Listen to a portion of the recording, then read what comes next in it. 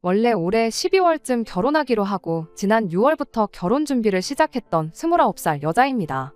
여기에 이렇게 저희 이야기를 하고 있는 걸 보면 결혼이고 뭐고 다 엎어버리고 하소연하러 찾아왔다는 걸 벌써 눈치채신 분들도 계실 것 같네요. 연애 기간이 그렇게 길었던 건 아니지만 그래도 좋은 사람이라는 확신이 있어서 결혼하기로 정했던 건데 이렇게 결혼 준비 시작하자마자 전부 엎어버리게 될 줄은 정말 몰랐어요. 아무리 팔이 안으로 굽는 법이라지만 결혼하면 저도 가족이 되는 건데 한 가족이 될 사람으로서 동등한 대우를 받아야 하는 게 당연한 거 아니겠나요? 이름 앞에 시자가 붙는다고 해서 그게 뭐 대단한 벼슬자리가 되는 건 아니잖아요. 제가 뭐 조선시대 마냥 어디 대감님 집에 팔려가듯 시집 가는 것도 아닌데 뭐가 그리 대단한 사람들이라고 결혼 준비 시작하자마자 저한테 갑질을 해대는 건지. 이런 집구석과 한솥밥 먹겠다고 기분 맞춰주고 그러는 것보다 결혼이고 나발이고 길게 두고 볼 것도 없이 엎어버리는 게 맞는 게 아닌가 싶어서 단칼에 이 결혼 안 한다고 선언해주고 돌아왔습니다. 아무리 그래도 어른들까지 다 있는 자리에서 제 행동이 너무했다고 하는데 저는 그 사람들이 당해도 싸다고 생각하거든요. 여러분들께서 제 이야기 한번 들어봐 주시고 정말 제 행동이 너무했는지 객관적으로 한번 판단해 주세요. 저한테 친구가 한 명 있어요. 그 친구는 저랑 어려서부터 친하게 지내던 친구가 아니고 대학교를 졸업하고 막 취직 준비를 시작했을 때 알게 된 친구였어요. 당시만 해도 취직 준비에 필요한 정보 공유를 한다고 이래저래 연락을 자주 주고받던 친구였는데 서로 취직하고 나서 사는 게 바쁘다 보니 한동안 소원해져서 몇 년 동안 소식도 모르고 지내게 되었지요. 그런 친구한테서 몇 년 만에 연락이 왔어요. 서로 너무 반갑다고 톡으로 안부도 묻고 근황 이야기도 나누고 하면서 몇 시간을 떠들었습니다. 그런데 보통은 한참 이렇게 소식도 모르고 지내던 친구가 갑자기 연락을 해오면 안부가 궁금한 것보다는 다른 용건이 있어서 하는 경우가 많잖아요. 그 친구도 제 안부를 묻고 싶다기보단 다른 이유가 있겠거니 생각했어요. 아니나 다를까 저한테 남자를 한 명 소개시켜주고 싶다는 이야기를 꺼내왔어요. 그때쯤 제가 마침 한참 사귀고 있던 사람과 되게 안 좋게 헤어지게 되었는데 어디서 그 소식을 들었나 보더라고요. 아무튼 그때 친구한테 소개를 받게 된 게 제 남자친구였습니다. 남자친구는 저보다 5살 연상으로 제 친구하고는 대학교 때부터 알고 지낸 사이였던 사람이었어요. 아무튼 그렇게 친구의 주선으로 남자친구를 처음 만나게 되었고 그렇게 몇 번 더 만나다가 남자친구와 연애를 시작하게 되었습니다. 연애 6개월 차가 되었을 때 남자친구가 먼저 결혼에 대한 이야기를 꺼내왔어요. 연애만 하는 것도 좋지만 자기가 아무래도 나이가 있다 보니 결혼을 생각하지 않을 수가 없다면서 조금 더 진지하게 저랑 만나고 싶다고요. 말씀드렸던 것처럼 지금 남자친구를 만나기 전에 만나던 사람과 조금 마무리가 안 좋게 헤어졌었거든요. 그런데 이렇게 갑자기 나타난 남자친구가 똥차가 가고 찾아온 벤츠가 아닌가 하는 착각까지 하게 되었죠. 남자친구를 만나기 전에 만나던 사람과 워낙에 안 좋게 헤어졌다 보니 남자친구가 더 좋은 사람처럼 보였나 싶었던 것 같아요. 객관적으로도 학벌이나 직장, 뭐 하나 전에 만나던 사람보다 빠지는 게 없는 사람이기도 했어요. 아무튼 저도 늦은 나이는 아니지만 곧 30을 앞두고 있던 나이다 보니 남자친구가 꺼낸 결혼 이야기를 긍정적으로 받아들이게 되었습니다. 그 뒤로 반년 정도를 더 만나다가 지난 6월에 남자친구의 청혼을 받게 되었고 그렇게 저희는 올해가 가기 전에 결혼식을 올릴 계획을 세우고 본격적으로 결혼 준비를 시작하게 되었습니다. 남자친구와 저 사이에 친구가 있다 보니 결혼 이야기 오가는 동안에 서로가 말은 안 했지만 대충 조건이 어느 정도인지에 대해서는 어렴풋이 알고는 있었어요. 그러다 남자친구의 청혼을 받고 나서는 쉬쉬할 일도 아니겠구나 싶어서 서로의 경제 상황에 대해서 오픈을 하게 되었습니다. 일단 저는 현재 외국계 기업에서 일을 하고 있어요. 올해로 입사 4년차 대리고 세금 같은 거 전부 제외하고 월급을 280 정도 받고 있습니다. 또래들과 비교하면 뭐 엄청 모자란다 싶을 만큼 적게 버는 것도 아니고 평범한 편이지요. 그래도 회사가 외국계다 보니 추가 근무를 한 것에 대해서는 칼같이 계산을 해주는 편이에요. 마음만 먹으면 잔업에 야근 이런 거 해서 월 300 정도는 맞춰서 벌 수 있지만 제가 워라밸을 중시하는 사람이다 보니 돈 얼마 더 버는 것보다 일찍 퇴근해서 이것저것 배우며 자기 개발하는데 더 시간을 쏟고 있습니다. 아무튼 직장생활 시작한 이래로 제가 저금으로만 2천만 원 정도를 가지고 있습니다. 연봉 받는 거 치고 저금이 적은 이유는 대부분의 재산을 주식으로 보유하고 있기 때문입니다. 작년과 재작년에 어떻게 운이 좋아서 주식으로 조금 재미를 봤어요. 주식 계좌에만 한 5천만 원 정도 들어있고요. 더 모으려면 더 모을 수 있었지만 말씀드린 대로 제가 이것저것 배우러 다니는 걸 좋아해서 생활비 외에도 추가적으로 들어가는 부분이 있다 보니 그렇게 7천 가지고 있는 게 전부입니다. 남자친구는 저보다 연봉이 훨씬 높아요. 저랑 5살이나 차이가 나는 만큼 사회생활 경력도 더 길지만 그런 거 다 감안해서 제가 같은 경력이라 할지라도 남자친구가 버는 만큼 벌지는 못합니다. 월급은 이것저것 다 떼고 380 정도 들어오고 명절이나 연말에 나오는 수당 같은 것까지 계산하면 월급이 400을 넘는다고 봐도 무방합니다. 그런데 모아놓은 돈이 4천만 원이 전부였어요. 대신 할부가 다 끝난 차가 한 대 있었습니다. 저는 별말 안 했는데 자기가 차를 처음 샀을 때 출고가가 4천 정도였다고 그럼 저보다 1천만 원은 더 모아놓은 거라고 봐도 무방하지 않냐고 하는 걸 보니 자기가 돈을 썩 잘 모으지 못했다는 걸 알고는 있는 눈치였어요. 그래도 제가 돈을 그것밖에 못 모았냐고 따진 것도 아니고 아무 말도 안 했는데 저러는 걸 보니까 좀 어이가 없었습니다. 그래서 차를 샀을 때 가격이 아니라 지금 당장 처분했을 때 얼마나 쳐주는지를 봐야지 맞는 거 아니냐고 한마디 따졌죠. 그랬더니 남자친구가 난데없이 제 주식을 가지고 걸고 넘어져 왔습니다. 주식도 팔아야 돈인 거 모르냐고 지금 주식 계좌에 있는 5천만 원이 내일도 똑같이 5천만 원이라고 생각하지 말라고 하는 거예요. 주식이라는 게 원래 예상할 수 없는 것이다 보니 남자친구 하는 말이 틀린 말은 아니었지만 그 상황에서 그런 말을 한다는 건 억지나 마찬가지였습니다. 그 말이 나온 순간 당장 제 주식을 처분해버리면 되는 상황이었으니까요. 남자친구야말로 자동차를 당장 업자한테 넘긴다고 하면 출고가 4천은 커녕 절반값이나 받을 수 있을까 말까였으니 말이에요. 그렇게 따지고 들면 그만인 이야기였지만 사실 애초에 처음부터 저는 저희가 결혼을 앞두고 서로 경제 상황을 알기 위해 말을 꺼낸 거지 돈이 얼마나 인내업내를 가지고 싸울 생각이 없었습니다. 저 또한 당장 제 돈의 대부분이 주식에 묶여있는 상황이었던 데다가 계속 상승세를 타고 있는데 결혼 때문에 굳이 그 돈을 빼고 싶지는 않았거든요. 적어도 신혼집 구하기 하루 전까지는 손에 쥐고 있고 싶었고 가능만 하다면 향후 몇 년은 그냥 들고 있고 싶었던 게 제 마음이었어요. 그러니 따지고 보면 저는 수중에 2천밖에 없는 거나 마찬가지였는데 그 상황에서 제가 남자친구한테 돈을 너무 못 모은 거 아니냐고 따지고 들 이유가 하나도 없던 상황이었습니다.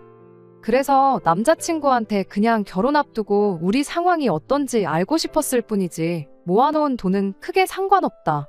어차피 대출을 꽤 많이 끼고 시작할 텐데 오히려 오빠 월급이 좋은 게 훨씬 다행인 거 아니냐. 지금 당장보다는 앞으로가 중요한 거 아니겠냐. 이렇게 말해주면서 오해는 풀었고 다툼까지 가지는 않았네요. 그제서야 남자친구도 조금 평정심을 되찾더니 모아놓은 돈이 별 볼 일 없던 이유에 대해서 나름 해명 아닌 해명을 해줬어요. 자기가 취직한 이래로 부모님한테 직접적으로 돈을 드렸던 적은 한 번도 없지만 여태껏 자기가 공부할 수 있는 여건도 마련해 주시고 지금 이렇게 자리 잡을 때까지 부모님이 자기한테 해주신 게 있지 않냐고. 이날이 때껏 자기한테 베풀어 주신 만큼 전부 돌려드릴 수는 없겠지만 최대한 자기가 힘닿는 데까지는 잘해드리고 싶어서 그랬던 거라면서요. 차를 일찍 뽑은 것도 평생 일하는 것밖에 모르고 사셨던 두 분이시다 보니 쉬는 날에 어디 놀러 갈 줄도 모르셔가지고 이젠 그렇게 고생만 하실 필요 없다고 자기가 주말이면 여기 모시고 다니고 저기 모시고 다니고 하려고 뽑았던 거랍니다. 제 질문에 예민하게 굴었던 이유는 혹시나 자기가 모아놓은 돈이 별로 없다는 이유로 청혼을 받자마자 결혼을 안 한다고 나올까봐 그랬던 거라며 자기가 성급했다고 사과를 바로 해왔어요.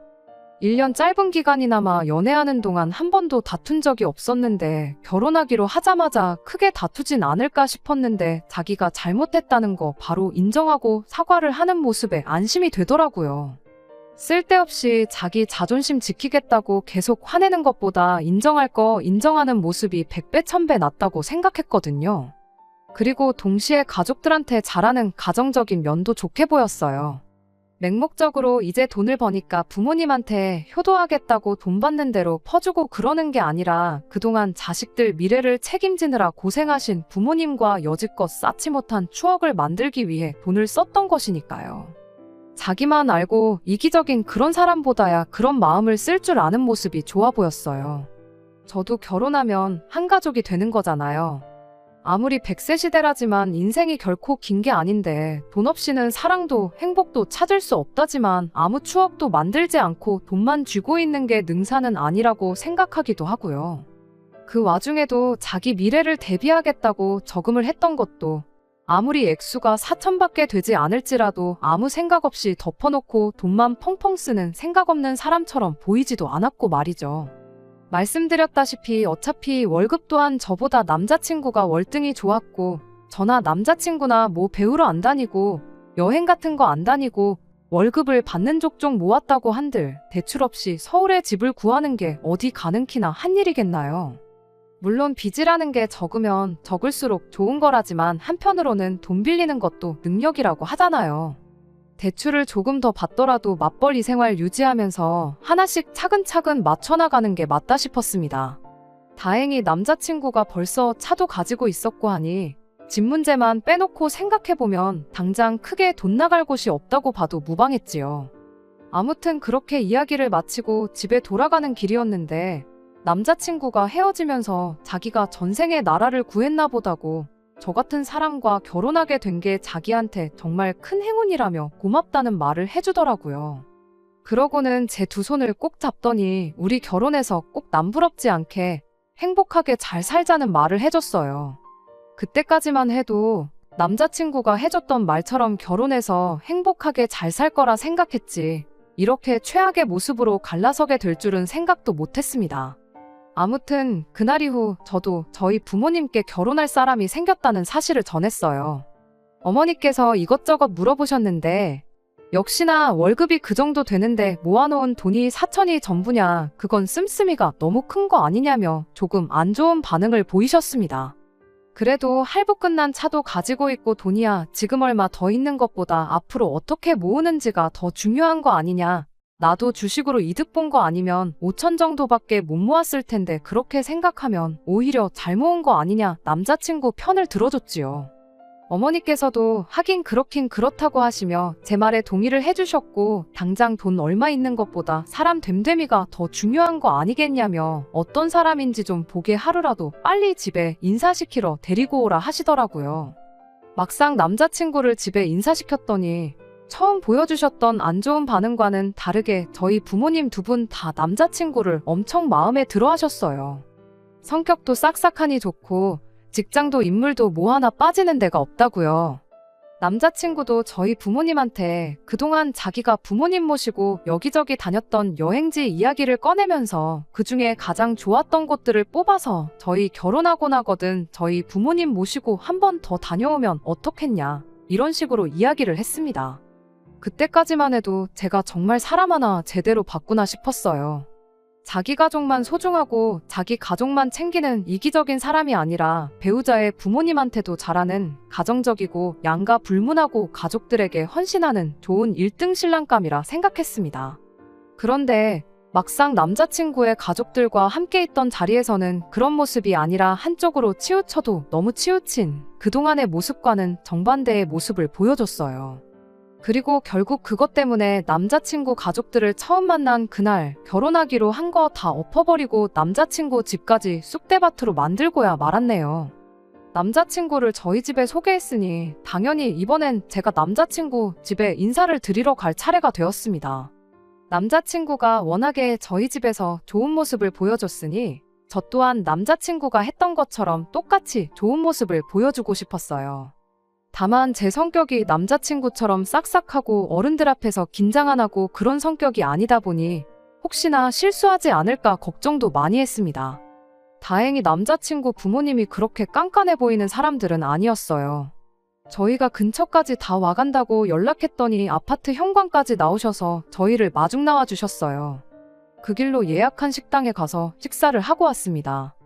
모처럼 외식하러 나왔는데 밥 먹는 중에 이런저런 질문했다간 먹다 체할 수도 있다고 본격적인 이야기는 집에 가서 하자며 정말 간단한 질문들 외에는 아무것도 안 물어보셨어요. 그런 사소한 배려에 좋은 분들이구나 하는 생각을 가졌고 그러면서 저도 점점 긴장했던 게 조금씩 풀어지기 시작했습니다. 그렇게 식사를 마치고 다시 남자친구 집으로 향했고 그때부터 남자친구 부모님의 질문 공세가 이어지기 시작했습니다.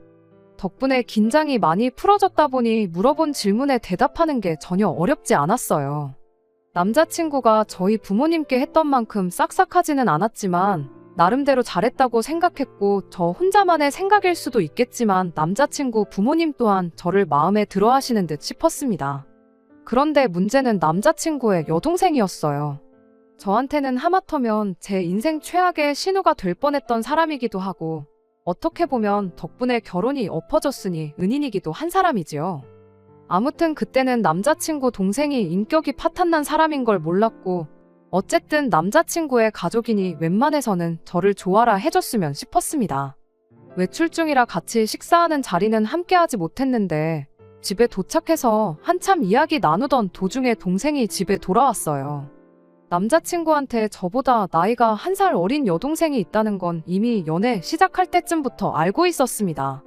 여동생이 있다는 이야기 정도만 들었지 직접 만나보거나 여동생에 대해서 자세한 이야기를 들어본 적은 없었지만 그래도 저랑 1살 차이밖에 나지 않는 만큼 친자매까지는 아니어도 친구처럼 가깝게 지낼 수도 있겠구나 생각했었어요. 하지만 그거야말로 저 혼자만의 생각이었습니다. 남자친구 여동생이 집에 들어오자마자 어머님께서 동생한테 여기 네 새언니 될 사람 와 있으니까 어서 와서 인사부터 하라고 한마디 하셨지요. 저보다 1살 어리다는 건 이미 알고 있었지만 어쨌든 초면이다 보니 동생이 저한테 인사를 하기 전에 먼저 제가 안녕하세요 하고 앞으로 잘 부탁드린다 인사를 건넸습니다. 그런데 여동생이란 사람은 시큰둥한 표정으로 제 인사를 받는 둥 마는 둥 하더니 다짜고짜 저를 위아래로 훑어보기 시작했어요. 그러더니 벼랑간 제 인사를 받기는커녕 너가 걔구나? 한마디 던지고는 남자친구 부모님 옆자리에 가서 털썩 자리를 깔고 앉더라고요. 난데없이 반말을 내뱉는 남자친구 동생 때문에 순간 그 자리 분위기가 그대로 얼어붙어 버렸어요. 그런데 그 와중에 남자친구 여동생한테 말버릇이 그게 뭐냐 하고 지적해주는 사람이 한 명도 없었습니다. 남자친구가 설마 동생이나 부모님께 제 나이를 말을 안 해줬나 싶기도 했는데 말을 안 해준 건 둘째 치더라도 남자친구 본인이 이미 제가 1살 더 많은 걸 알고 있는데 그 상황에 동생한테 말 한마디 안 하고 가만히 있는 건지 싶었습니다. 애초에 초면인 사람한테 반말부터 내뱉는 게 정상은 아닌 상황이잖아요. 몰랐을 수도 있지, 착각했을 수도 있지 하고 그냥 넘길 상황도 아니었어요. 이후로도 당연한 듯이 저한테 계속 반말로 말을 해대기 시작했거든요. 그 와중에 남자친구가 한마디 하기는 했는데 그게 예의 없는 말투에 대한 지적이 아니었습니다. 남자친구 동생이 먼저 저한테 말을 꺼냈어요. 설마 예비시댁에 인사하러 왔는데 빈손으로 온 건 아니겠지? 하고 물어왔죠. 그때 남자친구가 처음으로 입을 열었는데 그게 말투에 대한 지적이 아니라 설마 빈손으로 왔겠냐는 대답을 하고는 제가 사가지고 온 과일 바구니를 턱으로 쭉 하고 가리키더라고요. 남자친구 여동생이 그 과일 바구니를 보더니 안 그래도 자기가 친구랑 나가서 밥 먹고 오는 길인데 기름진 거 먹어서 상큼한 게 땡겼는데 잘 됐다며 저한테 나 과일 좀 먹어도 되지? 하고 한마디 말을 꺼내더군요. 당장 세상에 이건 또 무슨 상황이냐고 따져묻고 싶었지만 그래도 누군가는 이 사람한테 예의 없게 이게 뭐하는 짓이냐고 먼저 말해주지 않을까 싶어서 가만히 있었습니다. 뭐 당연한 이야기겠지만 누구 하나 나서서 그걸 지적해주는 사람이 없었어요. 저보다 1살 아래면 오빠인 남자친구와 한참 나이차가 나는 건데 집에서 막내로 커서 버르장머리가 없는 건가? 아니면 반대로 막내라서 남자친구고 남자친구 부모님이고 그냥 뭔 짓을 하던 간에 오냐오냐 해주는 건가 싶었어요. 하지만 진짜 어이없는 건 남자친구 여동생 입에서 나온 말도 안 되는 질문이었습니다. 아니, 질문이라고 하기도 뭐하고 오히려 통보에 가까웠지요. 제 의사는 물어보지도 않고 남자친구한테 곧바로 물어보더라고요. 오빠 결혼하면 맞벌이 하는 거냐고 묻더니 그럼 돈을 2배로 벌겠다며 이참에 자기 매달 주던 용돈도 2배로 올려서 100만 원씩 달라는 소리를 했으니까요. 분명 남자친구가 저한테 가족들한테 돈을 퍼주느라 못 모은 게 아니고 가족들과 추억을 만드는데 썼다는 말을 했는데 그 말과는 전혀 다른 이야기가 나오니 적잖이 당황스러웠죠. 그런데 더더욱이 어이가 없었던 건 이어진 남자친구의 반응이었습니다. 2배나 올리기는 뭐하고 조금 더 주긴 하겠다는 예상도 못한 대답을 해왔거든요. 그래서 곧장 남자친구한테 그게 무슨 소리냐고 물어봤어요. 그랬더니 남자친구 대신해서 동생이 대답을 해주더라고요. 오빠가 동생한테 용돈 주는 게 뭐 이상하냐고요. 그래서 제가 대답했어요. 오빠가 동생한테 용돈 정도 당연히 줄 수 있는 건데 매달 50만 원씩 주는 건 이상한 거 맞다고요. 그리고 남자친구한테 용돈을 올려주는 게 무슨 소리냐고, 결혼해서 맞벌이를 하는 게 오빠 월급이 오르는 건 아니지 않냐, 그리고 매달 50만 원 주는 것도 가당치도 않은 소리라고 했어요. 여태까지 줬다면 줬던 걸 도로 뺏어올 수는 없으니 거기까지는 묻지도 따지지도 않으려고 했습니다. 다만 앞으로 저희 결혼할 때까지, 아니 못해도 결혼식 올리고 나서는 더 이상 용돈은 줘서는 안 된다고, 우리가 뭐 억만금을 모아놓고 결혼하는 것도 아니고 대출만 몇 억을 받게 생겼는데 그런데다가 쓸 여유는 이제 없는 거 알지 않냐고요. 남자친구도 그 상황이 안 된다고, 여동생 용돈은 내가 꼭 챙겨주고 싶다는 말은 못하고 알겠다고 대답을 했습니다. 그런데 남자친구 동생이 그 말을 듣더니 혼자서 개거품을 물면서 말 그대로 발광을 하기 시작했어요. 급기야는 용돈을 끊을 거면 차라리 결혼을 하지 말라는 소리를 하는데 아주 꼴이 가관이더라고요. 갑작스러운 남자친구 여동생의 돌발 행동에 안 그래도 얼어붙기 시작했던 집안 분위기가 한층 더 막장으로 치닫고 있었습니다. 그제서야 남자친구 부모님이 나서서 이게 뭐 하는 짓이냐고, 쓸데없이 이럴 거면 그냥 방에 들어가서 조용히 있으라고 한마디 해주시더군요. 덕분에 남자친구 여동생이 잠깐 잠잠해졌어요. 그러더니 혼자 제가 사온 과일들을 손에 들고 있던 과도로 이리 쑤시고 저리 쑤시고 난리도 아니었습니다. 급기야는 어디서 이렇게 깎아먹기도 힘든 과일을 사왔냐며 저보고 과일 좀 잘라오라고 칼을 건네주더라고요. 뭐 위협이라도 하려는 건지 칼날 부분을 저한테 향하게 해서는 말입니다. 안 그래도 등장하자마자부터 저를 기분 나쁘게 했고 거기에 엎어서 용돈 문제로까지 사람 속을 뒤집어놨는데 그것도 모자라 한 살 어린 예비 손아래 신우가 저한테 과일을 깎아오라고 시키니 더더욱 기분이 좋을 일이 없었어요. 그런데 거기에 칼날까지 저를 향하게 해서 건네주니 웬만해선 평정심을 유지하려고 했던 저도 순간 표정 관리가 안 되더라고요. 그런 제 표정의 변화를 눈치챈 건지 얼굴 표정 좀 보라면서 뭐 기분 나쁘냐는 식으로 한마디를 하대요. 그와 동시에 남자친구도 입을 열었는데 동생한테 뭐라 한마디 하는 게 아니고 저한테 한마디를 하는 겁니다. 동생이 저랑 친해지고 싶어서 장난치는 거니까 좀 참으라면서요. 예상도 못한 남자친구 한마디에 오히려 더 이상 참을 수가 없었습니다. 100번 양보해서 이걸 장난으로 봐준다고 해도 정도가 있지, 초면에 반말하는 것부터 행동까지 이게 뭐 하는 짓이냐고 한마디 했어요. 그랬더니 남자친구 여동생이 저한테 한다는 소리가 키도 조그만 게 보기보단 성깔이 있네 하면서 왜 우리 엄마 아빠가 네 편 들어주니까 기세가 등등해진 거냐고 한마디 하더라고요. 대놓고 시비를 걸어오는데 암만 자리가 자리라고 할지라도 저도 가만히 듣고만 있지는 않았어요. 그때까지만 해도 파혼할 생각은 없었으나 그렇다고 해서 여기서 제가 꼬리를 내리면 결혼 후에도 평생을 두고 저렇게 시비를 걸어올 게 뻔하겠구나 싶었거든요. 그래서 한마디 했어요. 대놓고 시부모님 되실 분들 앞에서 남자친구 여동생이랑 똑같이 굴면서 싸울 생각은 아니었고 그냥 이성적으로 한마디 해주면 되겠거니 싶어서 최대한 좋게 좋게 이야기했습니다. 나보다 나이도 어린 걸로 알고 있는데 초면부터 반말하고 이젠 과일까지 깎아오라고 명령하는 거냐고요.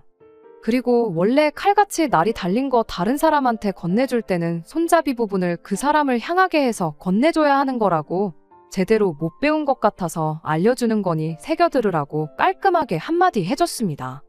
그랬더니 저보고 나이 1살 많다고 꼴에 언니 대접은 받고 싶은가 보네 하면서 혼자 비웃기 시작하더라고요. 어이가 없었죠. 내가 언니 대접을 받겠다고 이러는 게 아니라 맞는 말이라고. 그냥 나이만 두고 봐도 내가 1살 더 많은 언니고 아가씨 오빠랑 결혼하면 서열상으로도 아가씨가 내 손아래 신우가 되는 거지 내 언니가 되는 게 아닌 거 모르냐고요. 그랬더니 돌아온 대답이 아주 가관이었습니다. 자기가 왕년에 학교 다닐 때 좀 놀았다는 걸 자랑처럼 이야기를 하더라고요. 원래도 자기가 노는 언니들 아닌 이상 1~2살 차이는 그냥 먹고 들어갔다고요. 특히 자기 주변 사람들 중에 자기랑 1살 차이 나는 사람들 중에 자기가 자기 입으로 언니라고 부르는 사람들이 손에 꼽는답니다.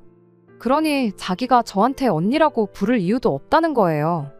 그러더니 뭐 자기가 반말하는 게 그렇게 불만이냐고 하더니 불만 있으면 어쩔 건데 하고는 여지까지 찍소리도 못하고 있다가 우리 엄마 아빠가 한번 편들어줬다고 그리고 우리 오빠가 바로 옆에 있으니까 무슨 일이 나겠나 싶어서 까부는 거 아니냐고 시비를 걸대요. 딱 보니 믿는 구석 없으면 내 눈도 똑바로 못 마주치고 깔고 다녔을 스타일인데 내가 너 같은 애들 1~2번 상대해보는 줄 아냐면서 세상 참 많이 좋아졌답니다.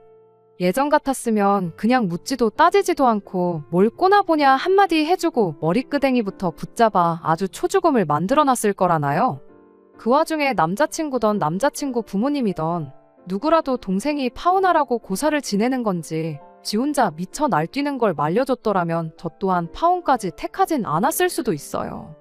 그런데 그나마 제 편을 들어주는 것 같던 남자친구 어머니도 우리 애기가 용돈 못 받게 되니까 더 저러는가 보다 하면서 그래도 주던 걸 어떻게 못 주게 할 수 있냐며 애가 용돈 받던 건 건들지 말라고 한마디 하시더군요.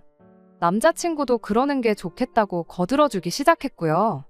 이젠 온 가족이 나서서 자기를 도와주니 남자친구 여동생이 아주 기가 살아가지고는 이제 네 편은 아무도 없는 것 같은데 전세가 역전된 거 딱 봐도 모르냐며 알아서 기라고 한마디 하는 겁니다. 그때 저도 뚝하고 제 인내심이 끊어졌어요. 아무리 파리 안으로 굽는 법이라지만 이 집구석에 한 식구로 들어오면 제가 앞으로 무슨 꼴을 당하며 살게 될지 눈에 보이기 시작하더라고요.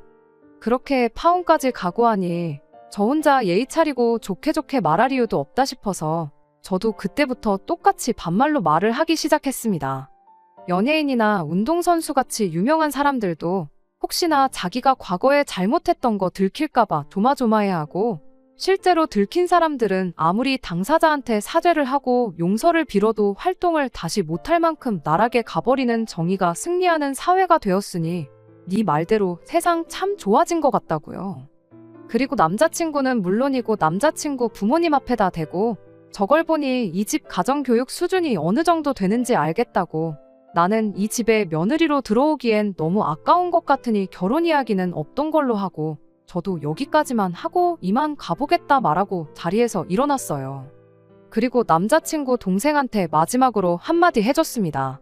뭔가 크게 착각하는 것 같은데 왕년에 사람 괴롭히고 그런 이야기 어디 가서 자랑처럼 할 만한 이야기가 아니고 네 얼굴에 네 부모 네 오빠 얼굴에 침 뱉는 거나 마찬가지니까 오늘부로 그 이야기는 어디 가서 꺼내지도 말라고 충고 한마디 해줬습니다.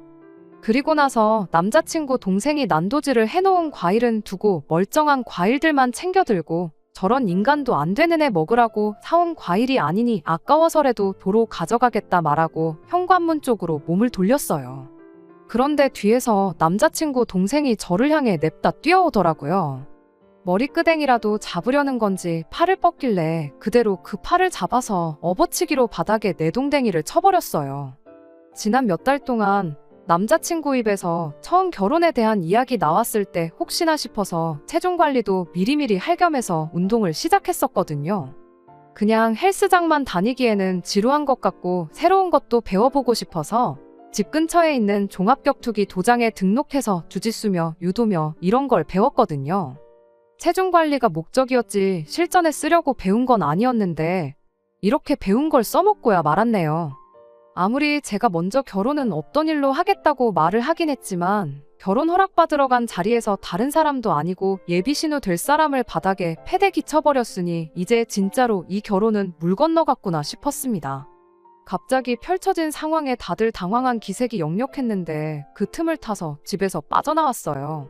그제서야 남자친구가 정신을 차린 건지 저를 쫓아나왔는데 급하게 제 손을 낚아채서 한다는 소리가 미안하다는 사과가 아니라 지금 어른들 계신 데서 뭐 하는 짓이냐고 따지고 들더라고요. 그러더니 당장 동생한테 먼저 사과하라길래 낚아챈 제 손을 쥐고 있던 남자친구 손을 그대로 비틀어 꺾어버렸어요. 이것도 도장에서 호신술 수업 시간 때 배운 건데 이런 데서 또 써먹을 줄은 몰랐네요. 그대로 손목이 꺾인 남자친구가 비명을 지르며 그대로 바닥에 주저앉더라고요. 마무리까지 이렇게 확실하게 정을 떼주니 오히려 고마울 따름이었습니다. 참 좋은 사람이라 생각했고 결혼까지 생각했는데 본 모습이 이런 사람일 줄은 몰랐다고. 동생 용돈 못 주게 된 게 엄청 아쉬워 보였는데 오히려 잘 된 거 아니냐고. 평생 인간도 못 되는 동생 뒷바라지나 해주면서 살라고 한마디 해주고 집에 돌아왔습니다. 저희 어머니가 이야기 듣더니 뭐 그런 경우 없는 집구석이 다 있냐며 어이없어 하시더라고요. 남자친구를 맘에 들어하긴 하셨지만 제 인생이 시궁창으로 빠지게 될 게 눈에 뻔한 상황인데 오히려 현명한 결정을 내렸다고 잘했다고 칭찬해 주셨어요. 제가 나이가 많은 것도 아니고 능력이 없는 것도 아닌데 미천 다 드러난 집구석에 제가 시집갈 이유가 하나도 없다고요. 다들 하나같이 심지어 도장 사범님마저도 제가 잘했다고 이야기만 들어도 속이 다 시원하다는 반응이었는데 딱 한 사람 다른 반응을 보인 사람이 있었어요. 바로 남자친구를 저에게 소개해줬던 그 친구였습니다. 그래도 다른 사람도 아니고 남자친구 부모님이 계신 자리인데 그렇게 쑥대밭으로 만들어 놓았어야 했냐며 제가 잘못했다고 하더라고요. 남자친구가 자기 회사랑 가장 큰 거래처에서 일하는 사람인데 혹시나 제 일 때문에 자기 일하는데 지장이 생기면 어떡하냐면서 저보고 빠른 시일 내로 남자친구한테 사과를 했으면 좋겠다고 하더라고요. 아마 저를 소개시켜줬던 것도 남자친구한테 잘 보이려고 해줬던 거겠구나 싶었고 그걸 알게 되니 이 친구하고도 계속 가깝게 지낼 이유가 없겠구나 싶었습니다. 남자친구나 이 친구 말 맞다나 예비시 부모님 될 사람 앞에서 그 집 딸을 바닥에 패대기 치고 예비신랑 손목을 꺾어서 무릎까지 꿇게 만든 게 정말 제가 잘못한 일인가요? 저는 아직도 제가 잘못한 거 하나도 없다고 생각합니다. 그 인간들은 당해도 싼 인간들이고 그 정도로 해도 평생 정신 못 차리고 살 거라는 걸 알고 있거든요. 어차피 취직한 이래로 연락도 거의 없이 생사 정도만 알고 지낸 친구였다 보니 손절하는데 그렇게 아쉬움이 남거나 어려운 건 하나도 없었어요. 덕분에 제 인생에 평생 필요 없을 인맥도 하나 정리했네요. 아무튼 이렇게 결혼식 날짜까지 대충 잡아두었던 남자친구하고는 평생 두 번 다시 볼 일이 없게 되었습니다. 다른 사람들 말만큼 제 29 나이가 새로운 만남을 시작하기에 너무 늦은 나이라고는 생각하지 않아요. 물론 이렇게 대일 만큼 대인 상황에 당장이라도 누구를 만나야겠다는 건 아니지만 다음에 만나는 사람은 제발 정신머리 똑바로 박히고 정신머리 똑바로 박힌 가족들을 가지고 있는 평범한 사람이면 좋겠습니다. 끝까지 들어주셔서 감사합니다. 오늘의 사연은 여기까지입니다. 구독과 좋아요, 알람 설정 부탁드리고 더 좋은 사연으로 다시 찾아뵙겠습니다. 감사합니다.